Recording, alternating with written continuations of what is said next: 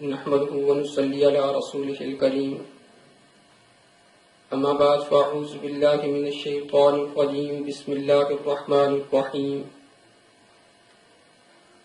الذين آتيناهم الكتاب يعرفونه كما يعرفون أبناءهم وإن فريقا منهم ليكتمون الحق وهم يعلمون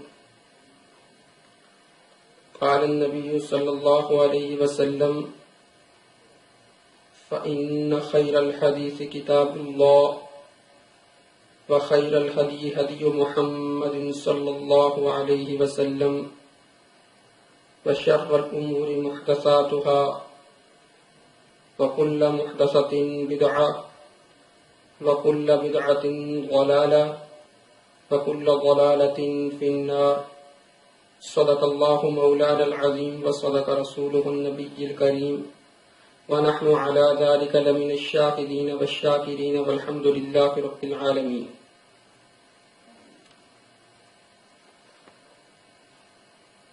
یہود کی اسلام دشمنی کسی بھی اہل علم پر مخفی نہیں ہے. یہود و نصارہ کو جب بھی موقع ملا انہوں نے اسلام کی صفوں میں رخنہ ڈالنے کے لیے حرب و حربہ استعمال کیا کہ جس سے اسلام کو نقصان پہنچایا جا سکے.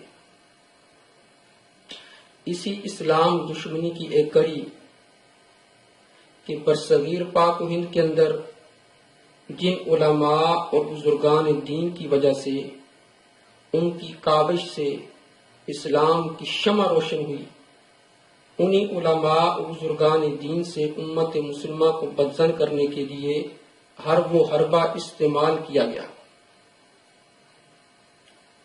کہ تاکہ لوگ ان علماء سے و بزرگان دین سے بدزن ہو جائیں، یہاں تک کہ ان کی عبارات کے غلط معانی نکال کے انہیں گستاخ ثابت کرنے کے لیے رجال تیار کیے گئے.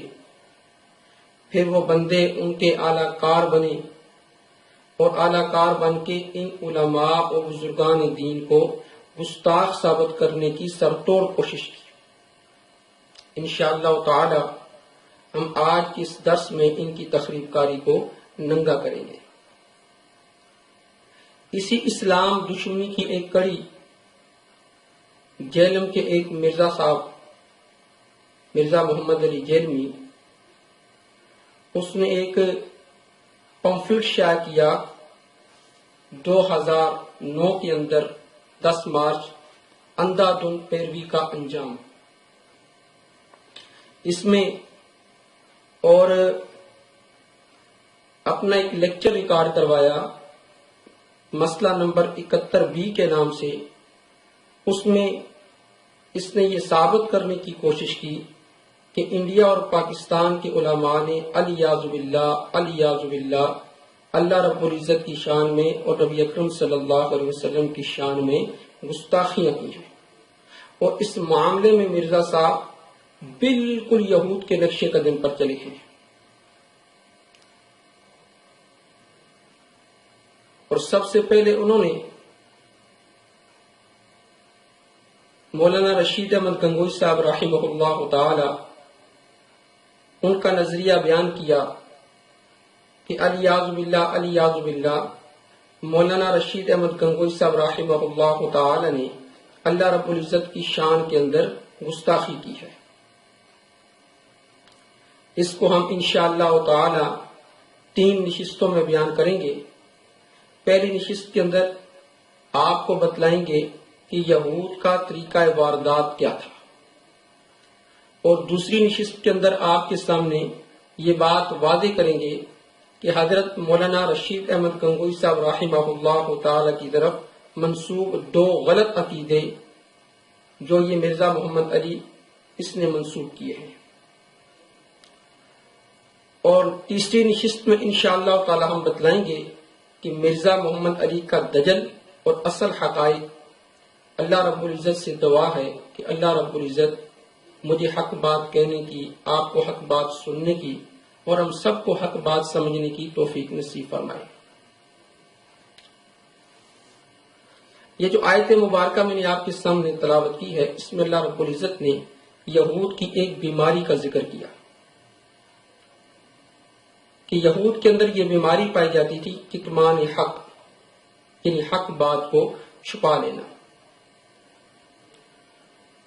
قرآن نے دعویٰ کیا کہ الذین آتیناہم الکتاب یعرفونہ کما یعرفون ابناءہم، اے میرا پیغمبر، یہ یہود تجھے ایسے پہچانتے ہیں جیسے باپ اپنے بیٹے کو پہچانتا ہے، جیسے باپ کو اپنے بیٹے میں کسی قسم کا کوئی شک نہیں ہوتا، اسی طرح انہیں تیرے پیغمبر ہونے میں کسی قسم کا کوئی شک نہیں ہے۔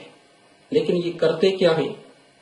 قرآن نے کہا وَإِنَّ فَرِيقًا مِّنْهُمْ لَيَكْتُمُونَ الْحَقَّ وَهُمْ يَعْلَمُونَ، ان میں سے ایک فریق جان بوجھ کر کتمان حق کرتا ہے، یعنی حق بات کو چھپاتا ہے۔ وہ حق بات کیا تھی؟ وہ تھا نبی اکرم صلی اللہ علیہ وسلم کا تذکرہ، نبی اکرم صلی اللہ علیہ وسلم کی صفات، نبی اکرم صلی اللہ علیہ وسلم کی تعریف، جو اللہ رب العزت نے تورات کے اندر بھی کی تھی اور اللہ رب العزت نے انجیل کے اندر بھی کر دی تھی۔ اس پر میں دو حوالے آپ کے سامنے عرض کروں گا۔ ایک حوالہ مسند احمد میں حدیث نمبر ہے 15847، سیدنا سلمہ رضی اللہ تعالیٰ عنہ کی حدیث ہے کہ سیدنا سلمہ رضی اللہ تعالیٰ عنہ فرماتے ہیں کہ نبی اکرم صلی اللہ علیہ وسلم ابھی مبعوث نہیں ہوئے تھے، اور مشرکین جو تھے یہ قیامت کے دن اٹھائے جانے پر یقین نہیں رکھتے تھے۔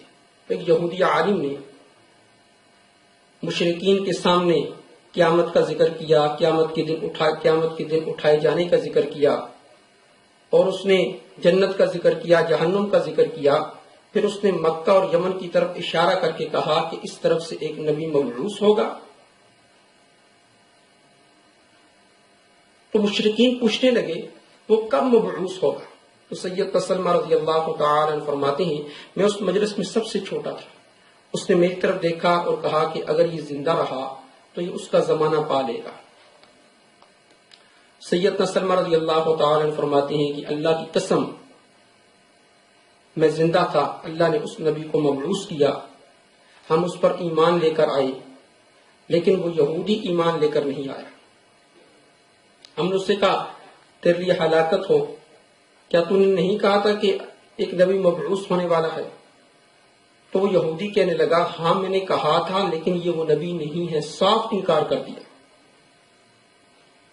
اب اس یہودی عالم کو کیسے پتا چلا کہ ایک نبی کے مبعوث ہونے کا زمانہ قریب ہے، اور کیسے پتا چلا کہ مکہ اور یمن کی طرف اشارہ کر کے جو اس نے کہا کہ اس طرف سے ایک نبی مبعوث ہوگا؟ گویا کہ نبی اکرم صلی اللہ علیہ وسلم کی صفات اللہ رب العزت نے تورات کے اندر اور انجیل کے اندر کر دی تھی، اور یہ تورات اور انجیل کو پڑھتے تھے۔ ایک اور حوالہ مسند احمد کی ایک حدیث ہے، حدیث نمبر 23553۔ اس حدیث میں صحابی کہتے ہیں کہ میں نبی اکرم صلی اللہ علیہ وسلم کے ساتھ ہم ایک یہودی لڑکی کی عیادت کے لیے گئے، بیمار تھا، تو اس کا والد اس کے سرحانے بیٹھ کر تورات کی تلاوت کر رہا تھا۔ تو نبی اکرم صلی اللہ علیہ وسلم نے اس سے جا کر پوچھا کہ تجھے اللہ کی قسم تو بتا کہ کیا تورات کے اندر میری تعریف، میرا تذکرہ، میری صفات اور میری ہجرت کا ذکر نہیں ہے؟ اس نے سر ہلایا کہ نہیں۔ وہ بچہ فوراً بول پڑا کہ اللہ کی قسم ہم تورات میں آپ کی تعریف بھی پاتے ہیں، آپ کی صفات بھی پاتے ہیں، اور آپ کی ہجرت کا ذکر بھی پاتے ہیں، اور اللہ کی قسم میں گواہی دیتا ہوں کہ اللہ کے سوا کوئی معبود نہیں اور آپ اللہ کے رسول ہیں۔ اس حدیث سے بالکل بات واضح ہو گئی کہ نبی اکرم صلی اللہ علیہ وسلم کی صفات جو ہیں وہ تورات اور انجیل کے اندر پائی جاتی تھی، اور یہود ان کو جانتے تھے، اور پھر بھی جان بوجھ کر حق بات کو وہ چھپا جاتے تھے۔ اس کی تائید میں دو حوالے قرآن سے بھی پیش کروں گا۔ کیا نبی اکرم صلی اللہ علیہ وسلم کی صفات، کیا آپ کے صحابہ کی صفات، آپ کے صحابہ کا تذکرہ اللہ رب العزت نے تورات اور انجیل کے اندر کیا تھا؟ سورہ فتح اٹھائیں، اس کی آیت نمبر 29 اٹھائیں، اللہ رب العزت نے وہاں پر صراحتاً فرما دیا محمد رسول اللہ والذین معه اشداء علی الکفار رحماء بینہم تراہم رکعا سجدا یبتغون فضلا من اللہ ورضوانا سیماہم فی وجوہہم من اثر السجود ذالک مثلہم فی التوراۃ ومثلہم فی الانجیل. ان کی مثالیں تو میں نے تورات کے اندر، ان کی مثالیں تو میں نے انجیل کے اندر نقل کر دی، نبی اکرم صلی اللہ علیہ وسلم کی بھی اور نبی اکرم صلی اللہ علیہ وسلم کے صحابہ کی بھی. یہاں تو بالکل صراحت آ گئی، تورات کا لفظ بھی آ گیا اور انجیل کا لفظ بھی آ گیا. اب صرف نبی اکرم صلی اللہ علیہ وسلم کی ذات مبارکہ کی نام کے بارے میں رہ جاتا ہے کہ آپ کا نام بھی تھا یا نہیں تھا. قرآن کی ایک اور آیت نے اس کی بھی وضاحت کر دی. آپ سورہ صف اٹھا کر دیکھیں، اس کی آیت نمبر 6 28 اس بارے میں عیسیٰ علیہ السلام کو جب اللہ رب العزت نے مبعوث کیا تو عیسیٰ علیہ السلام نے آ کر بشارت دی مبشرم برسول یأتی من بعد اسمہ احمد. انہوں نے آ کر بشارت دی کہ میرے بعد ایک نبی آنے والا ہے جس کا نام احمد ہوگا. تورات کا ذکر بھی آ گیا، انجیل کا ذکر بھی آ گیا اور سرکار دو عالم صلی اللہ علیہ وسلم کا نام بھی آ گیا. ان 4 حوالوں سے یہ بات بالکل واضح ہو گئی کہ تورات کے اندر اور انجیل کے اندر نبی اکرم صلی اللہ علیہ وسلم کی صفات بھی تھی، آپ کی ہجرت کا تذکرہ بھی تھا، آپ کی تعریف بھی تھی اور آپ کا نام بھی تھا. اس کے باوجود یہودی وہ کتمان حق کرتے تھے، یعنی حق بات کو چھپا جاتے تھے. یہ ان کے اندر بیماری پائی جاتی تھی جس کا اللہ رب العزت نے اس آیت کے اندر دعویٰ کیا ہے کہ الذین آتیناہم الکتاب یعرفونہ کما یعرفون ابناءہم. اے میرا پیغمبر یہ تجھے ایسے پہچانتے ہیں جیسے باپ بیٹے کو پہچانتا ہے. وَإِنَّ فَرِيقًا مِّنْهُمْ لَيَكْتُمُونَ الْحَقَّ وَهُمْ يَعْلَمُونَ. اور جان بوجھ کر ان میں سے ایک گروہ کتمان حق کرتا ہے. اتنی بات سمجھ آ گئی کہ یہود کتمان حق کیا کرتے تھے. اب دوسری بات سمجھیں کہ یہود کتمان حق کرتے کیسے تھے، یعنی چھپاتے کیسے تھے. اسے آسان لفظوں میں یہ کہہ سکتے ہیں کہ وہ کاروائی کیسے کرتے تھے، کاروائی کیسے ڈالتے تھے، واردات کیسے ڈالتے تھے. اب قرآن کریم نے ایک اور مقام پر ان کے واردات کرنے کے طریقے کو بیان کیا ہے. سورہ بقرہ کی آیت نمبر 75 اس میں اللہ رب العزت نے فرمایا وَقَدْ كَانَ فَرِيقٌ مِّنْهُمْ يَسْمَعُونَ كَلَامَ اللَّهِ ثُمَّ يُحَرِّفُونَهُ مِن بَعْدِ مَا عَقَلُوهُ وَهُمْ يَعْلَمُونَ. کہ وہ اللہ کا کلام سنتے ثُمَّ يُحَرِّفُونَهُ پھر اس کے اندر تبدیلی کر دیتے مِن بَعْدِ مَا عَقَلُوهُ اور جانتے ہوئے وَهُمْ يَعْلَمُونَ حالانکہ وہ جانتے تھے. تو قرآن مقدس نے ان کی کاروائی ڈالنے کے پہلا طریقہ یہ بیان کیا کہ ثم یحرفونہ من بعد ما عقلوہ، یہ اپنی تورات میں تبدیلی کر دیتے تھے، اللہ کی کلام میں تبدیلی کر دیتے تھے. اب تبدیلی کرنے کا طریقہ کار کیا تھا؟ اللہ رب العزت نے وہ ایک اور مقام پر بیان کیا سورہ بقرہ کی آیت نمبر 79 کے اندر فرمایا فویل للذین یکتبون الکتاب بایدیہم ثم یقولون ھذا من عند اللہ. کا ہلاکت ہے ان ہاتھوں کے لیے جو اپنے ہاتھ سے کتاب لکھتے ہیں پھر کہتے ہیں یقولون ھذا من عند اللہ، فرمایا کہتے ہیں یہ اللہ کی طرف سے ہے. یعنی خود لکھ کر اس کے اندر ایڈ کرتے تھے. یہ اللہ رب العزت نے یہود کے کاروائی ڈالنے کے طریقے کو بیان کیا. لکھتے اپنے ہاتھ سے تھے، اس کے اندر ایڈ کرتے، پھر اس سے کہتے کہ یہ اللہ کی طرف سے ہے. پھر ایک اور انداز تھا کاروائی ڈالنے کا، اسے حدیث میں بیان کیا نبی اکرم صلی اللہ علیہ وسلم نے. اور یہ حدیث مشہور حدیث کی کتابوں میں آتی ہے. موطا امام مالک کے اندر بھی حدیث پائی جاتی ہے، موطا امام محمد کے اندر بھی ہے، مسند حمیدی کے اندر بھی حدیث پائی جاتی ہے، صحیح ابن حبان کے اندر، مستخرج ابی عوانہ، مسند صحابہ، بے شمار حدیث کی جو بڑی بڑی کتابیں ہیں ان ساری کتابوں میں یہ حدیث پائی جاتی ہے. اور بخاری شریف کے اندر اس حدیث کا نمبر ہے 3635. سیدنا عبداللہ ابن عمر رضی اللہ تعالیٰ عنہ کی حدیث ہے. سیدنا عبداللہ ابن عمر رضی اللہ تعالیٰ عنہ فرماتے ہیں کہ ان الیہود جاؤوا الی رسول اللہ صلی اللہ علیہ وسلم، کہ یہودی یہ نبی اکرم صلی اللہ علیہ وسلم کے پاس آئے اور آپ سے کہا کہ ان رجلا منہم وامرأۃ زنیہ، کہ ہم میں سے ایک مرد اور ایک عورت نے زنا کر لیا ہے، تو وہ گویا کہ حکم پوچھنے کے لیے آئے تھے کہ اگر مرد اور عورت شادی شدہ ہوں اور زنا کر لیں تو ان کا کیا حکم ہے؟ تو نبی اکرم صلی اللہ علیہ وسلم نے فرمایا ما تجدون فی التوراۃ فی شان الرجم، کہ شان رجم کے بارے میں تمہاری تورات میں کیا حکم لکھا ہوا ہے؟ اب ٹال مٹول کرنے لگے، آگے پیچھے بات کرنے لگے، کہنے لگے جی نفضحہم ویجلدون، ہماری تورات کے اندر تو یہ لکھا ہے کہ تھوڑی بہت بے عزتی کر دو اور ان کو تھوڑے تھوڑے کوڑے لگا دو، بس فارغ کر دو۔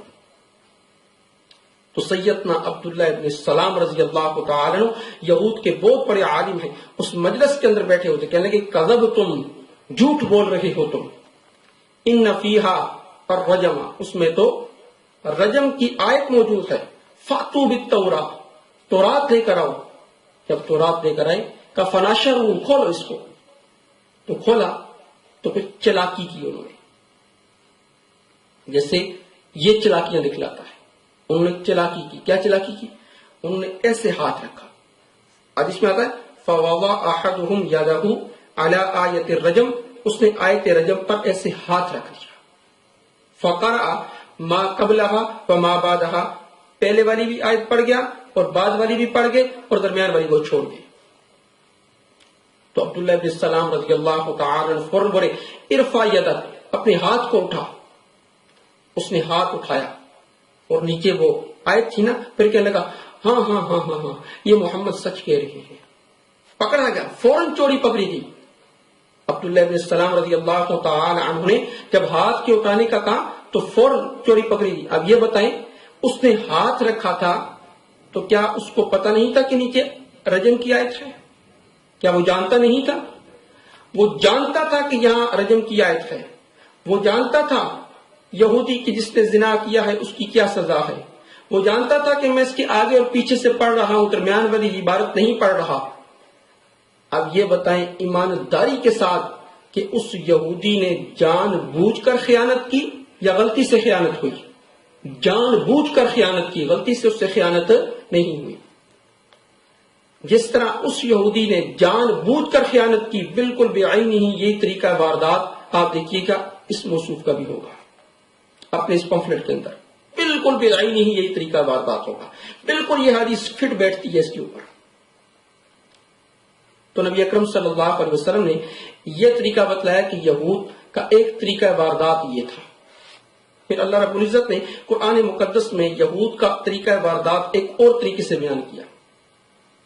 سورہ آل عمران کی آیت نمبر ہے 78، قرآن کہتا ہے وَإِنَّ مِنْهُمْ لَفَرِيقًا يَلْوُونَ أَلْسِنَتَهُمْ بِالْكِتَابِ، وہ کتاب کو پڑھتے وقت اپنی زبان کو موڑ کے پڑھتے ہیں، کیوں؟ لِتَحْسَبُوهُ مِنَ الْكِتَابِ، تاکہ لوگ یہ سمجھیں کہ یہ بات کتاب اللہ کے اندر لکھی ہوئی ہے۔ اور قرآن نے پھر آگے گواہی دی وَمَا هُوَ مِنَ الْكِتَابِ، حالانکہ وہ بات کتاب میں سے نہیں ہوتی تھی، اور کہتے تھے یقولون هو من عند اللہ، یہ اللہ کی جانب سے ہے، اور قرآن نے کہا وما هو من عند اللہ، حالانکہ وہ اللہ کی جانب سے نہیں ہوتی تھی۔ اور وہ کیا کہتے تھے وَيَقُولُونَ عَلَى اللَّهِ الْكَذِبَ، اور اللہ پر جھوٹ باندھتے تھے، وَهُمْ يَعْلَمُونَ، حالانکہ وہ جانتے تھے، یعنی جان بوجھ کر جھوٹ باندھتے تھے۔ یہاں تین اللہ رب العزت نے باتیں بیان کی۔ نمبر ایک، زبان کو موڑ کے پڑھنا تاکہ پتہ چلے یہ کتاب اللہ کی عبارت ہے، حالانکہ کتاب اللہ کی عبارت نہیں ہوتی تھی، اور اس لیے پر اس کو منسوب کرتے تھے اللہ رب العزت کی طرف، حالانکہ اللہ نے وہ حکم نازل نہیں کیا ہوتا تھا، اور جان بوجھ کر اللہ پر جھوٹ باندھتے تھے۔ یہ تین خرابیاں اللہ رب العزت نے اس آیت کے اندر سورہ آل عمران کی آیت 78 کے اندر اللہ رب العزت نے بیان کی ہوئی۔ یہ تو طریقہ واردات تھا یہود کا کاروائی ڈالنے کا۔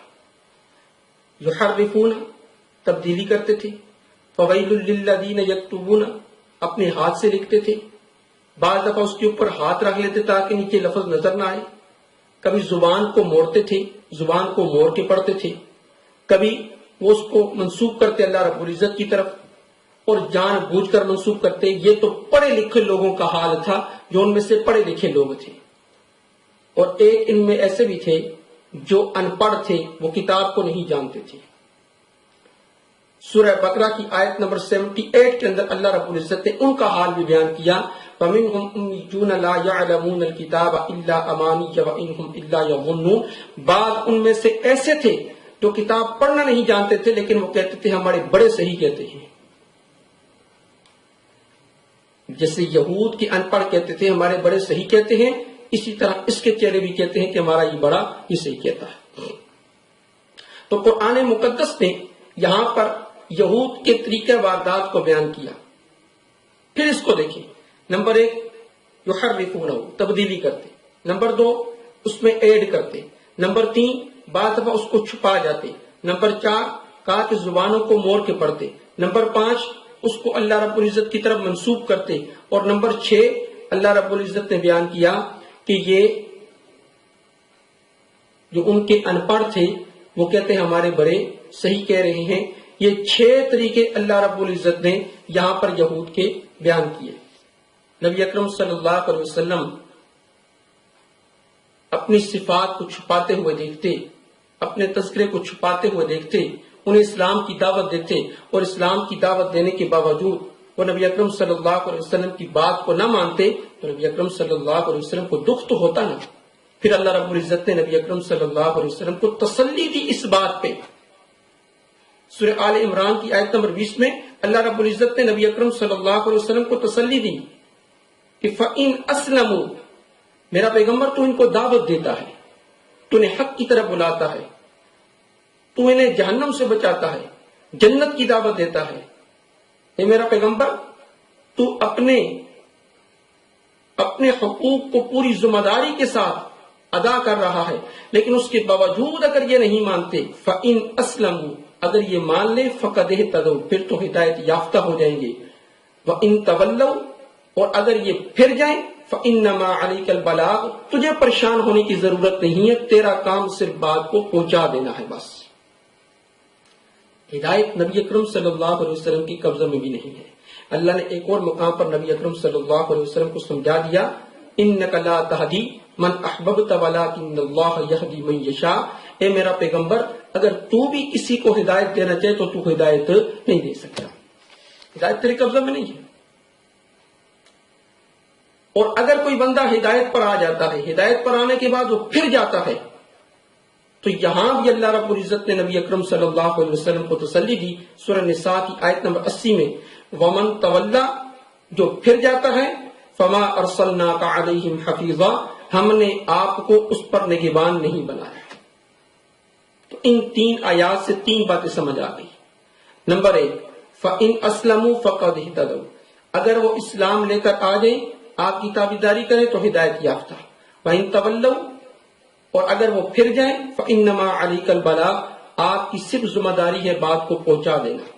جیسے نبی اکرم صلی اللہ علیہ وسلم کی ذمہ داری تھی بات کو پہنچا دینا، ایسے علوم نبوت کے جو ورثاء ہیں ان کی ذمہ داری بھی ہے حق بات کو پہنچا دینا۔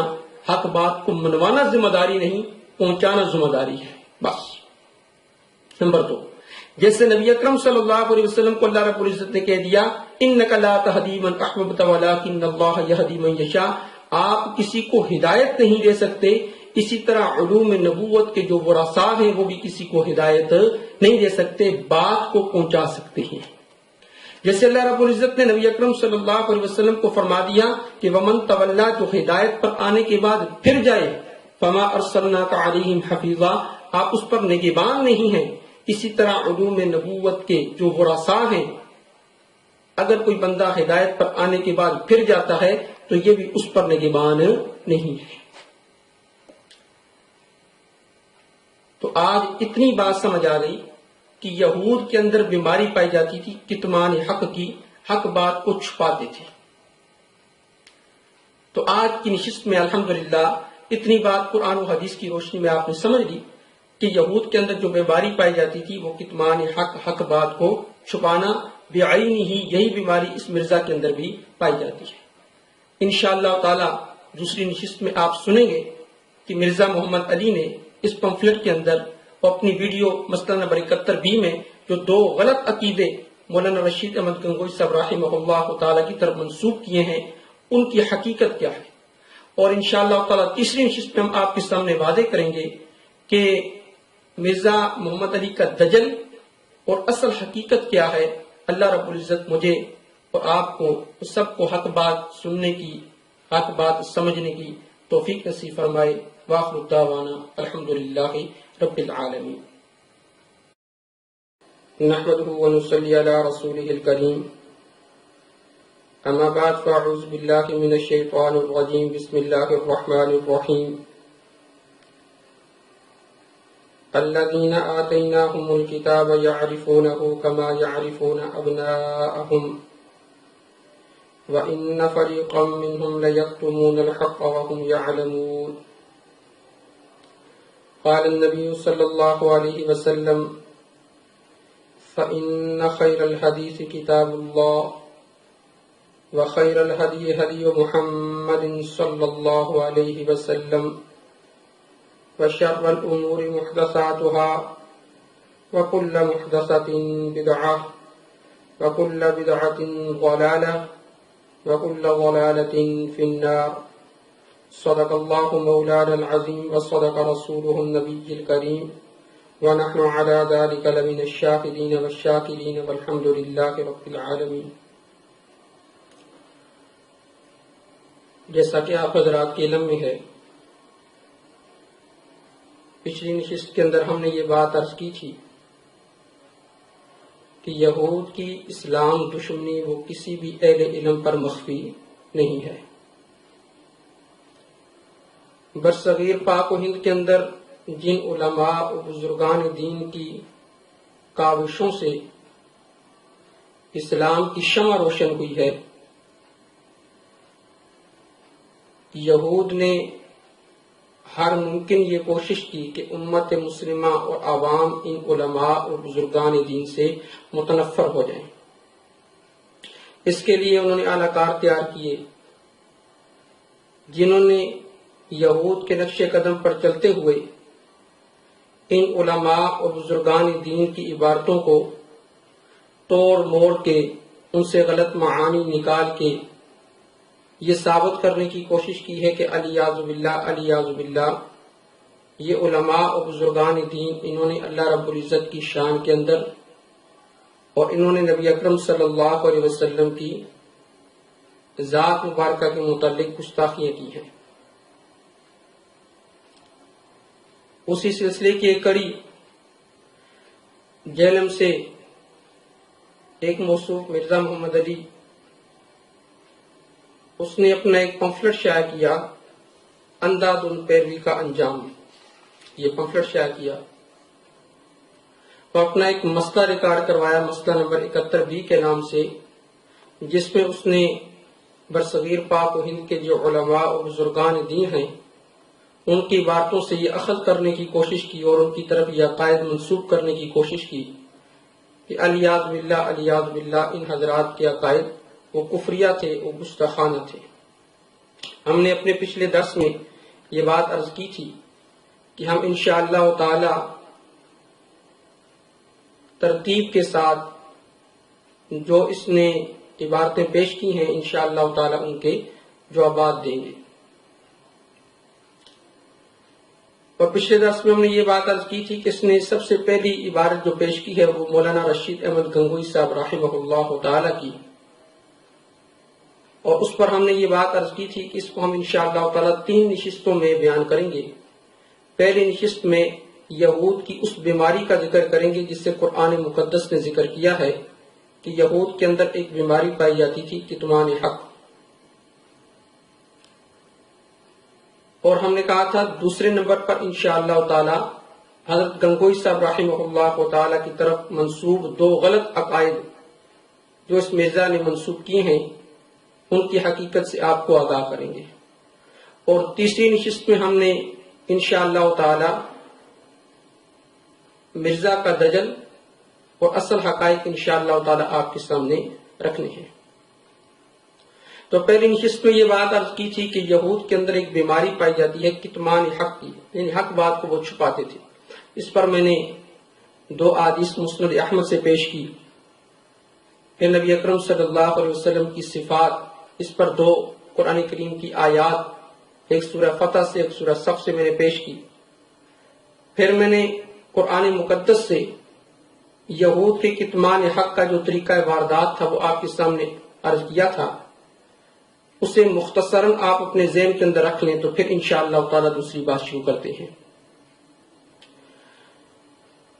ہم نے یہود کے کتمان حق کے طریقے کو بیان کیا تھا کہ اللہ رب العزت نے کہا یحرفونہ، پہلا طریقہ یہ تھا کہ وہ اللہ کے کلام کو سنتے تھے اور اس کے اندر تبدیلی کرتے تھے، اور دوسری بات ہم نے یہ عرض کی تھی اب تبدیلی کیسے کرتے تھے، تو اللہ رب العزت نے فرمایا فَوَيْلٌ لِّلَّذِينَ يَكْتُبُونَ الْكِتَابَ بِأَيْدِيهِمْ کہ اس کتاب کے اندر اپنے ہاتھ سے لکھ کر وہ ایڈ کر دیا کرتے تھے۔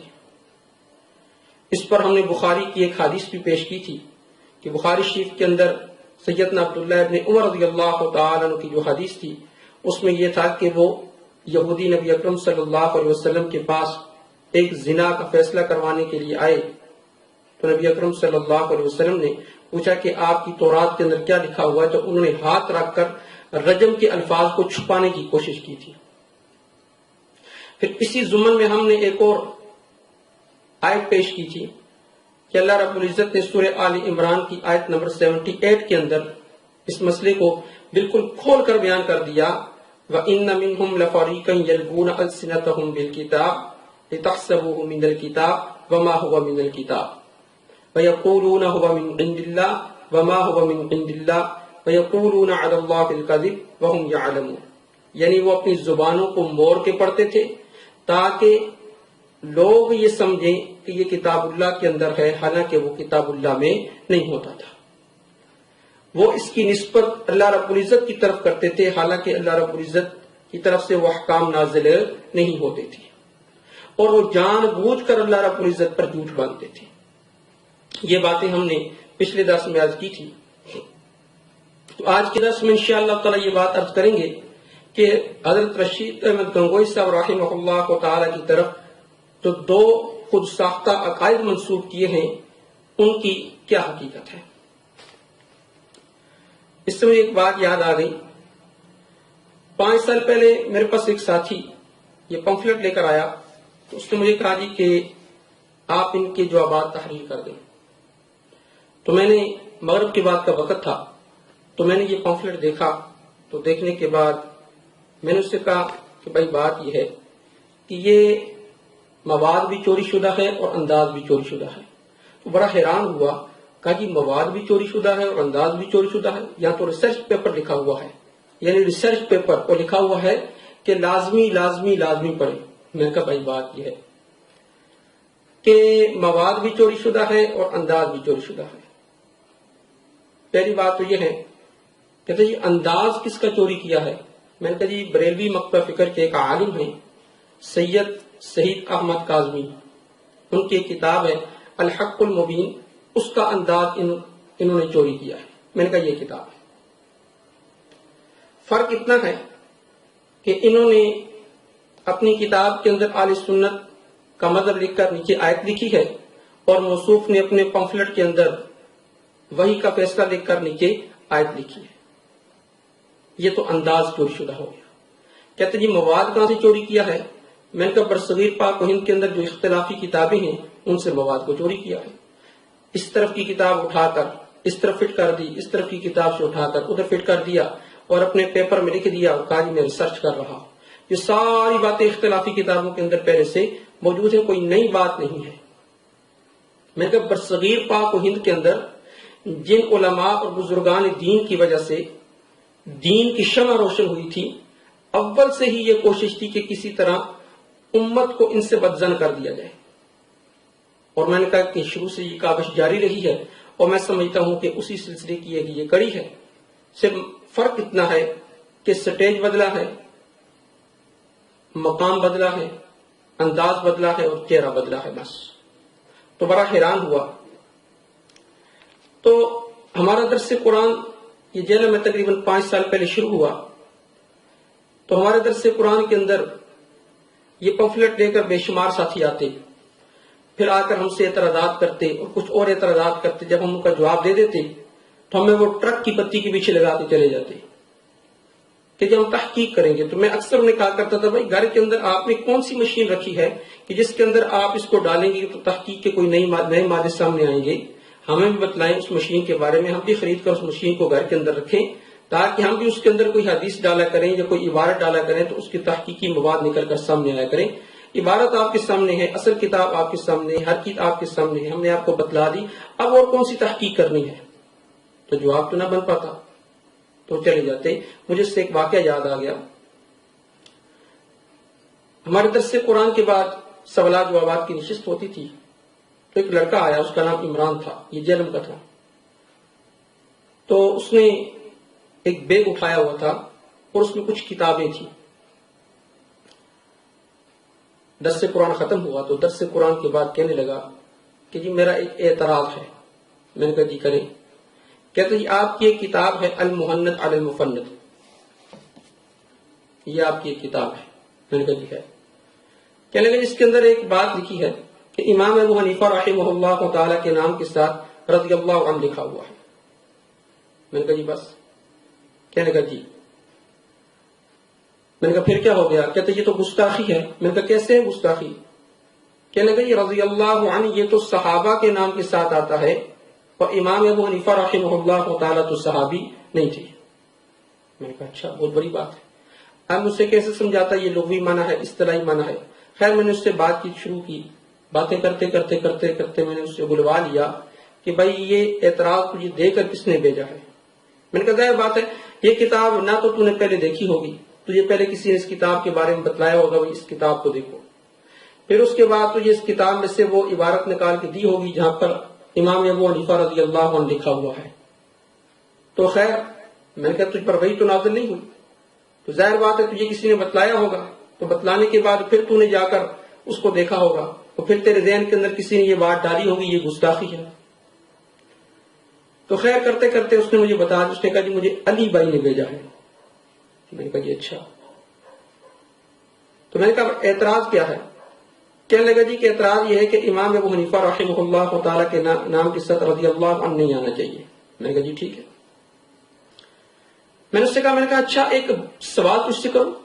کہنے لگا جی کریں۔ میں نے کہا اگر رضی اللہ عنہ اللہ کہہ دے تو پھر بھی تجھے اعتراض ہوگا کہ جی اللہ کیسے کہہ سکتا ہے رضی اللہ عنہ؟ میں نے کہا اچھا یہ بتاؤ کہ امام ابو حنیفہ رحمہ اللہ تعالی یہ نیک تھے یا بدکار تھے؟ کہنے لگا جی نیک تو تھے۔ میں نے کہا الحمدللہ اتنی بات تو نے مان لی کہ امام ابو حنیفہ رحمہ اللہ تعالی وہ نیک تھے۔ میں نے کہا اچھا یہ بتاؤ کہ امام ابو حنیفہ رحمہ اللہ تعالی یہ نبی اکرم صلی اللہ علیہ وسلم کی اتباع بھی کرتے تھے یا نہیں کرتے تھے؟ کہا جی بالکل اتباع کرتے تھے۔ میں نے کہا الحمدللہ یہ بات بھی تسلیم کر لی۔ میں نے کہا اچھا یہ بتاؤ کہ امام ابو حنیفہ رحمہ اللہ تعالی صحابہ کی بھی اتباع کرتے تھے یا نہیں کرتے تھے؟ کہ نہیں صحابہ کی بھی اتباع کرتے تھے، یہ مسائل تو آپ نے ان کی طرف منسوخ کیے ہوئے ہیں۔ میں نے کہا اچھا۔ میں نے قرآن کھولا اور یا مسپرہ نکال کر اس کے سامنے رکھ دیا۔ میں نے کہا یہ قرآن کہتا ہے والسابقون الاولون من المہاجرین والانصار والذین اتبعوہم باحسان رضی اللہ عنہ۔ قرآن کہتا ہے کہ صحابہ مہاجرین میں سے ہوں یا انصار میں سے ہوں، اور والذین اتبعوہم اور وہ لوگ جنہوں نے ان کی اتباع کی، رضی اللہ عنہ اللہ ان سے بھی کیا ہو گیا؟ راضی ہو گیا۔ میں نے کہا اب اعتراض کرو۔ اب وہ خاموش ہو گیا۔ میں نے کہا جی کوئی اور کتاب آپ کی تھیلے میں ہو تو نکالیں۔ کہتا نہیں جی میں تحقیق کروں گا۔ تو میں نے کہا جی کون سی تحقیق کریں گے؟ کہتے ہیں میں پوچھوں گا۔ میں نے کہا جا کر آپ ان سے پوچھیں گے، وہ آپ پھر اعتراض لے کر آئیں گے، پھر میں آپ کا اعتراض صاف کر دوں گا، پھر لے کر آئیں گے، پھر میں اعتراض صاف کر دوں گا، ایسے ہی سلسلہ چلتا رہے گا تو موت آ جائے گی تو کیسے آپ کیا کریں گے؟ خیر یہ تو بات ہوگی، وہ چلا گیا، اس کے بعد دوبارہ وہ نہیں آیا۔ تو اس سے مجھے ایک اور اندازہ ہوا کہ جیسے اس کا انداز چوری شدہ تھا، مواد چوری شدہ تھا، تو اس کا علم بھی پورا صحیح تھا۔ ایسے سطحی سے سوال دے کر بھیج دینے، پھر کہنا جی میں تحقیق کر رہا ہوں۔ تو مجھے اس وقت ایک بات سمجھ آئی کہ کسی بھی مقطع فکر کے عالم کے سامنے یہ بیٹھ کر گفتگو کیوں نہیں کرتا۔ بخاری شریف کے اندر روایت آتی ہے 2311 نمبر کہ سید ابو ہریرہ رضی اللہ تعالیٰ عنہ کو نبی اکرم صلی اللہ علیہ وسلم نے رمضان کی زکوٰۃ پر نگران مقرر کیا۔ تو رات کو شیطان آ گیا انسانی شکل کے اندر، تو شیطان نے خزانے میں سے کچھ خزانہ چوری کرنے کی کوشش کی تو سیدنا ابو ہریرہ رضی اللہ تعالی عنہ نے اس کو پکڑ لیا، منتیں کرنے لگا جی محتاج ہوں، غریب ہوں، چھوڑ دیں، ایسا کریں ویسا کریں۔ تو سیدنا ابو ہریرہ رضی اللہ تعالی عنہ نے اس کو چھوڑ دیا۔ صبح وہ نبی اکرم صلی اللہ علیہ وسلم کی خدمت میں پہنچے تو نبی اکرم صلی اللہ علیہ وسلم نے پوچھا کہ ابو ہریرہ وہ رات والے تیرے قیدی کا کیا بنا؟ تو کہا یا رسول اللہ اس نے منت سماجت کی، غریب آدمی ہوں، میں نے اس کو چھوڑ دیا۔ تو اللہ کے نبی نے کہا وہ پھر آئے گا۔ اگلے دن پھر شیطان آیا تو سیدنا ابو ہریرہ رضی اللہ تعالی عنہ نے پھر پکڑ لیا، پھر منت سماجت کی تو سیدنا ابو ہریرہ رضی اللہ تعالی عنہ فرماتے مجھے رحم آیا، میں نے پھر چھوڑ دیا۔ پھر اگلے دن اللہ کے نبی نے پھر یہی کہا کہ تیرے رات والے قیدی کا کیا بنا، اور پھر کہا کہ دوبارہ آئے گا۔ شیطان تیسرے دن بھی آیا تو کہا میں نے اس سے جب پکڑ لیا تو میں نے کہا کہ اس وقت ضرور لے کر نبی اکرم صلی اللہ علیہ وسلم کی خدمت میں جاؤں گا۔ اس نے کہا مجھے چھوڑ دے، میں تجھے چند ایسے کلمات سکھلا دوں گا کہ جو تجھے نفع دیں گے۔ پھر کہا کہ جب تو اپنے بستر پر رات کو آئے تو آیت الکرسی پڑھ لینا۔ تو کہا جب تو آیت الکرسی پڑھ لے گا تو اللہ رب العزت تجھ پر ایک محافظ کو مقرر کر دیں گے جو ساری رات شیطان سے تیری حفاظت کرے گا۔ تو سیدنا ابو ہریرہ رضی اللہ تعالیٰ نے اس کو چھوڑ دیا۔ اس سے یہ بات سمجھ آئی کہ شیطان کسی کو نظر نہیں آتا، لیکن جب نظر آتا ہے تو جیسے سیدنا ابو ہریرہ رضی اللہ تعالیٰ عنہ نبی اکرم صلی اللہ علیہ وسلم کی طرف سے مقرر شدہ نگران تھے تو انہوں نے شیطان کو پکڑ لیا جب وہ چوری کرنے آیا، تو اسی طرح یہ بھی شیطان کی طرح نظر نہیں آتا۔ اسے پتا ہے جب میں چوری کرتا ہوں علماء کی عبارتیں، جب میں نے کسی عالم کے سامنے بیٹھ کر وہ عبارت پڑھ لی تو جس طرح سیدنا ابو ہریرہ رضی اللہ تعالی عنہ نے شیطان کو پکڑ لیا تھا، اسی طرح بعین ہی علوم نبوت کے جو وارث ہیں وہ بھی مجھے پکڑ لیں گے اور میرا راز بھی کھل جائے گا۔ جیسے وہ پکڑے جانے کے بعد پھر حق بات بتانے پر مجبور ہو گیا تھا، تو اس سے پتا ہے میں بھی جب پکڑا جاؤں گا تو حق بات بتلانے پر کیا ہو جاؤں گا، مجبور ہو جاؤں گا۔ تو بے شمار ساتھی اس کے ہمارے دروس کے اندر آئے، سوالات کیے، تشفی بخش جوابات پا کے چلے گئے اور ہم سے یہ وعدہ کر کے گئے کہ ہم آپ کی ان سے نشست کروائیں گے۔ بعض ساتھی کہتے ہیں نا کہ جی آمنے سامنے بیٹھ کے بات کرنے کا، مناظرے کا کوئی فائدہ نہیں ہوتا۔ میں بھی یہ بات سمجھتا ہوں۔ بھائی اصلاح کی نیت سے ایک دوسرے کے سامنے بیٹھ کر افہام و تفہیم تو کر سکتے ہیں نا، بالکل کر سکتے ہیں۔ ایک ساتھی وہ کہنے لگا جی کہ ہم اتنے دور سے کیسے آپ کی گفتگو سننے کے لیے آئیں گے؟ میں نے کہا جی ہر چیز کا حل موجود ہے۔ وہ حل کیا ہے؟ میں نے کہا جی حل یہ ہے اگر اسے کسی عبارت پر اعتراض تھا تو یہ عبارت سامنے بیٹھ کے پڑھ دیتا، کہتا جی مجھے اس عبارت پر اشکال ہے، ہم اس کا وہ اشکال دور کرنے کی کوشش کرتے۔ ہدایت تو ہمارے قبضے میں نہیں ہے نا، کوشش کر سکتے ہیں، اس کا اشکال دور کرنے کی کوشش کرتے اور ساری بات کھول کر اس کے سامنے رکھ دیتے۔ ایک ویڈیو والا ویڈیو بنا لیتا، پھر اس ویڈیو کو یوٹیوب پر چڑھا دیتے، آپ بھی سن لیتے، ہم بھی سن لیتے، یہ سچ کہہ رہا ہے یا ہم سچ کہہ رہے ہیں، فیصلہ عوام خود کر لیتی۔ آسان طریقہ تھا، ایک حل تھا، ہر چیز کا حل موجود ہے۔ تو عرض کرنے کا مطلب یہ کہ اس کا انداز بھی چوری شدہ، مواد بھی چوری شدہ اور علم بھی پورا سا ایسے سطحی سے سوال دے کر وہ لوگوں کو بھیج دیتا ہے۔ مجھے ایک بات یاد آ گئی، یہ اکثر اپنے دروس کے اندر ایک بات کہتا ہے کہ علماء کبھی بھی آپ کو حق بات نہیں بتائیں گے۔ کیوں نہیں بتلائیں گے؟ اس لیے کہ ان کی روٹی دین کے ساتھ وابستہ ہے، اور میری روٹی دین کے ساتھ کہتا ہے الحمدللہ وابستہ نہیں ہے۔ ہم اللہ کا شکر ادا کرتے ہیں، اس نے چٹائیوں پر بیٹھ کر اپنے دین کی خدمت کرنے کی توفیق دی، اور کہتے ہیں اسی خدمت میں اللہ رب العزت لگا کر اور کلمے کے ساتھ ایمان کی حالت میں موت نصیب فرماتے ہیں۔ ہمیں یہ زندگی مبارک اور اسے وہ زندگی مبارک، پسند اپنی اپنی، مزاج اپنا اپنا۔ ہمیں الحمدللہ یہی زندگی مبارک ہے کہ جیسے اصحاب الصفہ کے چبوترے پر نبی اکرم صلی اللہ علیہ وسلم بطور معلم بیٹھتے تھے اور صحابہ بطور متعلم بیٹھتے تھے، ہم بھی چاہتے ہیں اسی طرح دین کو سیکھتے اور سکھلاتے ہوئے ایمان کی حالت میں کلمے کے ساتھ اس دنیا سے چلے جائیں۔ اس کی برکت سے اگر اللہ ہمیں کھلا رہا ہے تو یہ اللہ کا ہم پر انعام ہے، جو اس بیچارہ یہ بیچارہ اس انعام سے کیا ہے، محروم ہے۔ اور حسد اور بغض ہوتا ہے کہ مجھ پر یہ انعام کیوں نہیں ہے۔ تو عرض کر رہا تھا کہ اس کا علم بھی پورا سا، انداز بھی چوری شدہ اور مواد بھی چوری شدہ ہے. یہ تینوں باتیں اس کی کیا ہیں؟ چوری شدہ ہے. اب ایک بات عرض کروں گا. قرآن مقدس نے سورہ آل عمران کے اندر ایک بات عرض کی، وَإِنَّ مِنْهُمْ لَفَرِيقًا يَلْوُونَ أَلْسِنَتَهُمْ بِالْكِتَابِ لِتَحْسَبُوهُ مِنَ الْكِتَابِ، کہ ان میں سے ایک گروہ ایسا ہے جو اپنی زبانوں کو موڑ کے کتاب پڑھتا ہے تاکہ لوگ یہ سمجھیں کہ یہ کتاب اللہ کے اندر لکھا ہوا ہے. اور وہ کیا کہتے تھے؟ وَيَقُولُونَ هُوَ مِنْ عِنْدِ اللَّهِ، یہ اللہ نے حکم نازل کیا، وَمَا هُوَ مِنْ عِنْدِ اللَّهِ، حالانکہ وہ اللہ کی طرف سے نہیں ہوتا تھا.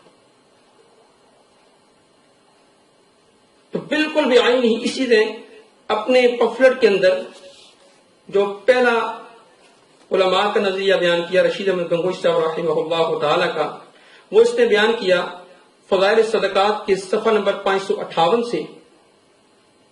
شیخ زکریا صاحب رحمہ اللہ تعالی کی کتاب ہے یہ فضائل صدقات. اب اس نے جو عبارت پڑھی ہے میں آپ کو وہ عبارت سنا دیتا ہوں. اس نے عبارت کیا پڑھی؟ اپنے بزرگ کے بارے میں لکھتے ہیں مولانا رشید احمد گنگوئی صاحب دیوبندی. وہ اللہ کو مخاطب کر کر کہتے ہیں، یہ الفاظ سنیے، جھوٹا ہوں، کچھ نہیں ہوں، تیرا ہی ذل ہے، تیرا ہی وجود ہے، میں کیا ہوں، کچھ نہیں ہوں، اور جو میں ہوں وہ تو ہے. جو میں ہوں وہ تو ہے، اور میں اور تو کا فرق کرنا خود شرک در شرک ہے. اب اس نے عبارت ایسے پڑھی ہے حضرت گنگوئی صاحب رحمہ اللہ تعالی کی، جھوٹا ہوں، کچھ نہیں ہوں، تیرا ہی دل ہے، تیرا ہی وجود ہے، میں کیا ہوں، کچھ نہیں ہوں، جو میں ہوں وہ تو ہے. جو میں ہوں وہ تو ہے، میں اور تو کا فرق کرنا یہ خود شرک در شرک ہے. یہ عبارت اس نے پڑھی ہے اپنے مسئلہ نمبر 71B میں بھی، اور اس نے اپنے اس پمفلٹ کے اندر انداز پیروی کا انجام اس کے اندر بھی اس نے یہ عبارت لکھی ہے. اس نے یہاں پر زبان کو موڑ کر وَإِنَّ مِنْهُمْ لَفَرِيقًا يَلْوُونَ أَلْسِنَتَهُمْ بِالْكِتَابِ لِتَحْسَبُوهُ مِنَ الْكِتَابِ وَمَا هُوَ مِنَ الْكِتَابِ. اس نے زبان کو موڑ کر عبارت پڑھی. اس کی تشریح انشاءاللہ تعالی ہم تیسری نشست کے اندر کہ مرزا محمد علی کا دجل اور اصل حقائق اس میں انشاءاللہ تعالی نقل کریں گے. آج کی نشست میں صرف اتنی بات عرض کرنی ہے کہ اس نے اس سے جو نتیجہ نکالا ہے اور دو خود ساختہ عقائد اخذ کر کے انہیں حضرت گنگوئی صاحب رحمہ اللہ تعالی کی طرف منسوب کیا ہے. پہلا عقیدہ اس نے اس سے یہ اخذ کیا، وہ کہتے ہیں کہ تیرے اور میرے درمیان اگر کوئی فرق کیا جائے تو یہ شرک ہے، حالانکہ یہ توحید ہے. تو وہ کہتے ہیں کہ جو تو ہے وہ میں ہوں. تو بھائیو، اللہ اور بندے کے درمیان کوئی چیز بھی کامن نہیں ہے. اور اسے گنگوئی صاحب رحمہ اللہ تعالی کی طرف منسوب کیا، جیسے وَيَقُولُونَ هُوَ مِنْ عِنْدِ اللَّهِ، وہ اللہ کی طرف ان احکامات کو منسوب کرتے تھے حالانکہ وہ اللہ کی طرف سے نہیں ہوتے تھے. اسی طرح اس نے پہلا یہ عقیدہ حضرت گنگوئی صاحب رحمہ اللہ تعالی کی طرف منسوب کیا ہے. اس نے کہا جی حضرت گنگوئی صاحب رحمہ اللہ تعالی کی عبارت کا مطلب یہ ہے کہ یہ ہمارا اوسط کا عقیدہ ہے، ہندوؤں والا عقیدہ، یعنی ہر چیز خدا ہے. بندر بھی خدا ہے، گھوڑا بھی خدا ہے، درخت بھی خدا ہے، سمندر بھی، ہر چیز بھی، یعنی خدا نے ہر چیز کا روپ دھار لیا ہے. بیسیکلی طور پر وہ یہ پوائنٹ آؤٹ کرنا چاہتے ہیں کہ تو اور میں فرق ہے ہی نہیں، یعنی جو تو ہے وہ میں ہوں، یعنی میں اور تو میں فرق ہے ہی نہیں ہے. یہ عقیدہ اس نے حضرت گنگوئی صاحب رحمہ اللہ تعالی کی طرف منسوب کیا ہے، غلط عقیدہ. بھائی یہ ہمارا اوسط کا عقیدہ، ہندوؤں والا عقیدہ کہ ہر چیز خدا ہے، اس کو تو ہم بھی کفر کہتے ہیں. ہمارا اوسط کا عقیدہ، ہندوؤں والا عقیدہ کہ ہر چیز خدا ہے، یعنی بندر بھی خدا ہے، گھوڑا بھی خدا ہے، درخت بھی خدا ہے، سمندر بھی خدا ہے، ہر چیز خدا ہے، اس کو تو ہم بھی کفر کہتے ہیں. یہ ہمارے نزدیک بھی کفر ہے. اس پر میں دو حوالے عرض کروں گا. ایک یہ کتاب ہے میرے سامنے، آثار الاحسان. اس کتاب کے صفحہ نمبر 239 پر یہ صاف لکھا ہے کہ ہندوؤں کا یہ عقیدہ تھا کہ ہندوؤں کا عقیدہ ہے کہ خدا اپنے مقبول بندوں کرشن، رام، برہما میں اترا اور ان میں حلول کر گیا۔ اہل تصوف اس کے ہرگز قائل نہیں، یہ کفر ہے۔ خالق اور مخلوق کو ایک سمجھنا کفر نہیں تو اور کیا ہے؟ اب اس کتاب کے اندر صراحتاً لکھا ہوا ہے کہ ہما اوست کا عقیدہ یہ ہندوؤں والا عقیدہ تھا، اہل تصوف اس کے ہرگز قائل نہیں ہے۔ کیوں؟ خالق اور مخلوق کو ایک سمجھنا یہ تو کفر ہے، اگر یہ کفر نہیں تو کیا ہے؟ نمبر 2، اسی کتاب کی صفحہ نمبر 192 پر یہ بات لکھی ہے کہ ہر سالک نے اللہ کو یکتا پایا اور اس نے وحدت الوجود کی آواز لگائی۔ ہر سالک نے اللہ کو یکتا پایا اور وحدت الوجود کی آواز لگائی۔ ایک بات سمجھ لیں، وحدت الوجود ایک الگ مسئلہ ہے۔ وحدت الوجود، ہم وحدت الوجود کے قائل تو ہیں لیکن اتحاد کے قائل نہیں۔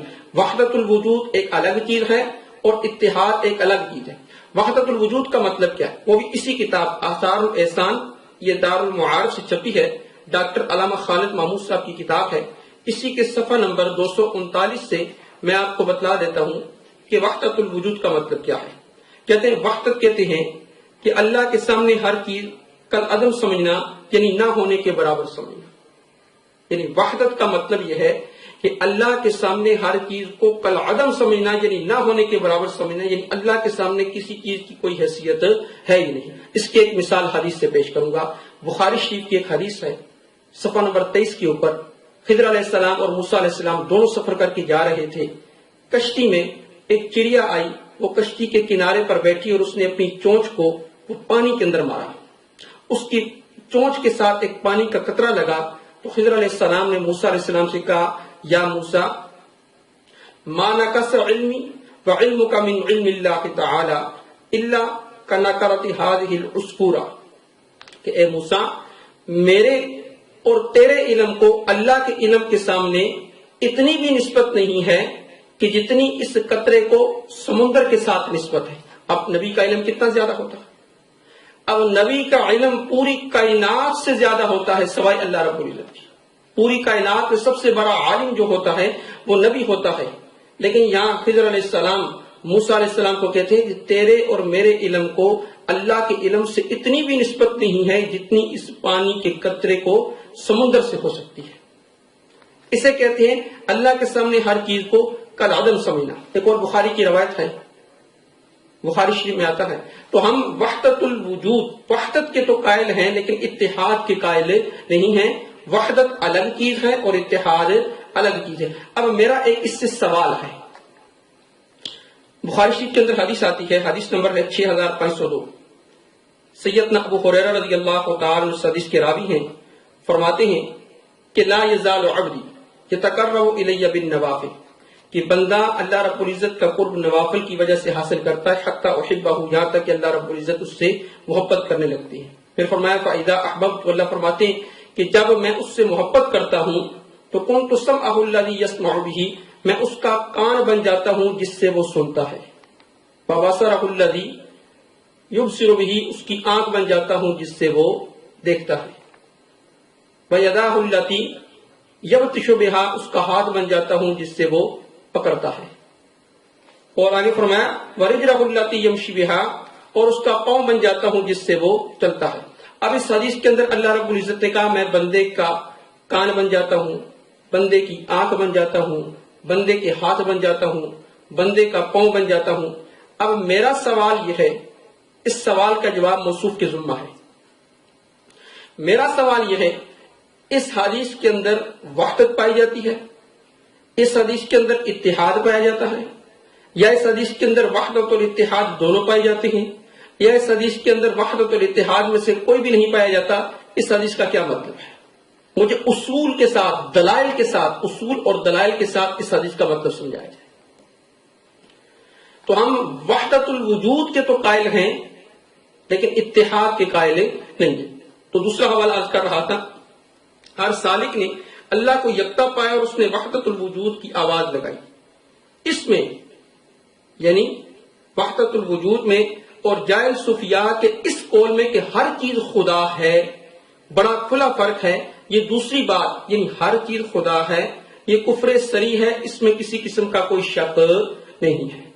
تو یہ پہلا عقیدہ خود ساختہ عقیدہ جو اس نے حضرت گنگوئی صاحب رحمہ اللہ تعالیٰ کی طرف منسوب کیا کہ حضرت گنگوئی صاحب رحمہ اللہ تعالیٰ کی عبارت کا مطلب ہما اوست کا عقیدہ ہے کہ ہر چیز خدا ہے. یہ ہما اوست کا عقیدہ، ہندوؤں والا عقیدہ، یہ تو ہمارے نزدیک بھی کفر ہے، اس کو تو ہم بھی کفر سمجھتے ہیں. تو جس چیز کو ہم خود کفر کہتے ہیں، ہم خود اس کو کفر کہتے ہیں، تو کیا گنگوئی صاحب رحمہ اللہ تعالیٰ یہ خود کفر کر سکتے ہیں؟ ایک چیز کو کفر کہتے ہیں پھر وہ خود کفر کریں. تو حضرت گنگوئی صاحب رحمہ اللہ تعالیٰ کی عبارت کا یہ مطلب ہے ہی نہیں جو اس نے بیان کیا ہے. نمبر 2، دوسرا اس نے خود ساختہ عقیدہ حضرت گنگوئی صاحب رحمہ اللہ تعالیٰ کی طرف یہ منسوب کیا. حضرت گنگوئی صاحب رحمہ اللہ تعالیٰ کی عبارت کا مطلب یہ ہے کہ تیرے اور میرے درمیان فرق کیا جائے تو یہ شرک ہے، حالانکہ یہ توحید ہے، کیونکہ بھائیو اللہ اور بندے کے درمیان کوئی شے کامن ہے ہی نہیں. ہاں یہ بات اس کی ٹھیک ہے کہ اللہ اور بندے کے درمیان کوئی شے کامن نہیں ہے. یہ کہ تیرے اور میرے درمیان فرق کیا جائے تو یہ شرک ہے، کہتا ہے حالانکہ یہ توحید ہے. پینتھیزم کا ہماوست کا عقیدہ جو ہندوؤں کے ہاں بھی پایا جاتا ہے، وہ کہتے ہیں بندر بھی خدا ہے معاذ اللہ، گھوڑا بھی خدا ہے، درخت بھی خدا ہے، یہ سمندر، ہر چیز یہ خدا ہی نے ان چیزوں کا روپ دھار لیا ہے. تو بیسیکلی وہ پوائنٹ آؤٹ کرنا چاہ رہے ہیں کہ اللہ جو تو ہے وہ میں ہوں، اور میں اور تو یہ تو فرق ہے ہی کوئی نہیں، یہ فرق کرنا شرک ہے. حالانکہ اس کو فرق کرنا ہی توحید ہے، فرق نہ کرنا شرک ہے. بالکل یہ عقیدہ اس وقت کفریہ ہو سکتا ہے جب بعین ہی عبارت بھی وہی ہو جو اس نے پڑھی ہے کہ تیرے اور میرے درمیان فرق کیا جائے. تو اگر یہی عبارت ہو پھر تو کفریہ عقیدہ ہے. لیکن اللہ کی قسم اٹھا کر کہتا ہوں یہ عبارت جو اس نے پڑھی ہے کہ تیرے اور میرے درمیان فرق کیا جائے، یہ عبارت نہیں ہے. اس کی وجہ کہ واقعتاً بندے میں اور اللہ رب العزت میں کوئی چیز کامن نہیں ہے. واقعتاً اس کی وجہ کہ بندہ اور خالق جو ہے اس میں دو ہی چیزیں ہیں کہ بندہ خالق کی طرح یا تو ذات میں ہوگا یا صفات کے اندر ہوگا. ذات میں تو بندہ خالق کی طرح نہیں ہو سکتا، کیونکہ قرآن کہتا ہے لیسا کمثلہ شیء کہ اس کی مثل کوئی چیز ہے ہی نہیں. پھر صفات میں تو صفات بھی اللہ رب العزت کی دو طرح کی ہیں. ایک وہ صفات جو بالکل اللہ رب العزت کے اندر پائی جاتی ہیں، کسی مخلوق کے اندر نہیں پائی جاتی. مثلا جیسے الحی، القیوم، الممیت. اب بندہ نہ زندہ کر سکتا ہے کسی کو، نہ مار سکتا ہے، اور نہ بندہ ہمیشہ ہمیشہ سے اور نہ ہمیشہ ہمیشہ رہے گا. یہ صرف اللہ رب العزت کی صفات ہیں. ان صفات کے اندر اللہ کے ساتھ کوئی شریک نہیں ہے. دوسری وہ صفات ہیں جو اللہ رب العزت کے اندر حقیقتاً پائی جاتی ہیں اور بندے کے اندر مجازن پائی جاتی ہیں. مثلا جیسے اللہ رب العزت کے بارے میں آتا ہے یا ایھا الناس انتم الفقراء واللہ هو الغنی الحمید. اللہ غنی ہے، یعنی غنی ہونا اللہ کی صفت ہے، لیکن مجازن بندے کے اندر بھی پائی جاتی ہے. نبی اکرم صلی اللہ علیہ وسلم کے بارے میں آتا ہے اجود الناس، لوگوں میں سب سے زیادہ سخی تھے. سیدنا عثمان رضی اللہ تعالی عنہ کے بارے میں آتا ہے عثمان غنی، غنی ان کی صفت تھی. حاتم طائی غنی، سخاوت اس کی صفت تھی. تو بعض صفات ایسی ہیں جو اللہ کے ساتھ خاص بندے میں نہیں پائی جاتی، اور بعض صفات ایسی ہیں جو اللہ میں حقیقتاً پائی جاتی ہیں، بندے میں مجازن پائی جاتی ہیں. تو خلاصہ یہ نکلا بندہ خالق کی طرح بالکل نہیں ہو سکتا، یعنی ذات میں تو بالکل نہیں ہو سکتا. اور صفات میں جو صفات اللہ رب العزت کے اندر پائی جاتی ہیں اسی کے ساتھ خاص ہیں، وہ بھی بندے میں نہیں پائی جا سکتی. اور وہ صفات جو بندے میں پائی جا سکتی ہے وہ مجازن پائی جا سکتی ہیں، حقیقتاً نہیں پائی جا سکتی. تو اگر کسی کا یہ عقیدہ ہو کہ تیرے اور میرے درمیان کوئی فرق نہیں، یعنی نہ ذات کے اعتبار سے فرق ہے اور نہ صفات کے اعتبار سے فرق ہے، نہ ذات کے اعتبار سے فرق ہے نہ صفات کے اعتبار سے فرق ہے، فرمایا یہ بھی عقیدہ کھلا کفریہ عقیدہ ہے، اسے بھی ہم کفر کہتے ہیں. تو حضرت گنگوئی صاحب رحمہ اللہ تعالیٰ کی عبارت کا یہ مطلب بھی نہیں ہے، کیونکہ ہما اوس کا عقیدہ وہ بھی ہمارے نزدیک کفری عقیدہ ہے۔ تیرے اور میرے درمیان فرق کیا جائے، یعنی ذات بھی ایک ہے اور صفات بھی ایک ہے، کوئی یہ عقیدہ رکھتا ہے تو وہ بھی ہمارے نزدیک کیا ہے، کفر ہے۔ تو حضرت گنگوئی صاحب رحمہ اللہ تعالیٰ، تو خلاصہ یہ نکلا حضرت گنگوئی صاحب رحمہ اللہ تعالیٰ نہ تو یہ عقیدہ رکھتے تھے جو ہما اوسط کا ہندوؤں والا عقیدہ کہ ہر چیز خدا ہے، کیونکہ میں نے حوالہ پیش کر دیا آثار الاحسان سے کہ یہ عقیدہ تو ہمارے نزدیک بھی کفر ہے۔ دوسرا کہ تیرے اور میرے درمیان فرق کیا جائے، حضرت گنگوئی صاحب رحمہ اللہ تعالیٰ یہ عقیدہ بھی نہیں رکھتے تھے، کیونکہ بندہ نہ تو ذات میں اللہ کی طرح ہو سکتا ہے نہ صفات میں اللہ کی طرح ہو سکتا ہے، تو یہ عقیدہ بھی کیا ہے، کفر ہے۔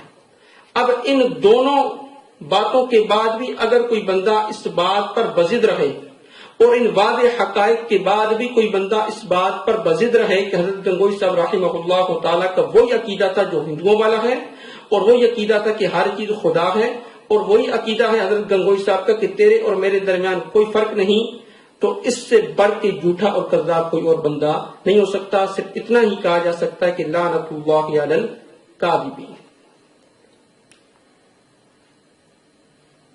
تو آج کی نشست میں یہ بات واضح ہو گئی کہ حضرت گنگوئی صاحب رحمہ اللہ تعالیٰ کی طرف یہ جو دو عقیدے منسوب کیے گئے تھے، ایک کہ ان کا عقیدہ ہما اوسط کا عقیدہ ہندوؤں والا عقیدہ ہے کہ ہر چیز خدا ہے، ان کا یہ عقیدہ نہیں ہے۔ نمبر دو، ان کا یہ عقیدہ تھا کہ تیرے اور میرے درمیان کوئی فرق نہیں ہے، تو یہ عقیدہ بھی ہم نے کہہ دیا کہ بندہ خالق کی طرف نہ ذات میں ہو سکتا ہے نہ صفات میں ہو سکتا ہے، کیونکہ اگر کوئی یہ کہتا ہے کہ خالق اور مخلوق میں ذات اور صفات کے اعتبار سے کوئی فرق نہیں تو یہ بھی کفری عقیدہ ہے۔ تو اتنی بات واضح ہوگی کہ حضرت گنگوئی صاحب رحمہ اللہ تعالیٰ کا یہ عقیدہ نہیں تھا۔ تیسرا ہم نے کہا تھا کہ مرزا کا دجل اور اصل حقائق کہ اصل بات کیا ہے وہ انشاءاللہ تعالی ہم تیسری نشست میں انشاءاللہ تعالی تفصیل کے ساتھ بیان کریں گے۔ اللہ رب العزت سے دعا یہ ہے کہ اللہ رب العزت مجھے حق بات کہنے کی، آپ کو حق بات سننے کی، ہم سب کو حق بات سمجھنے کی توفیق نصیب فرمائے۔ وآخر دعوانا الحمدللہ رب العالمین۔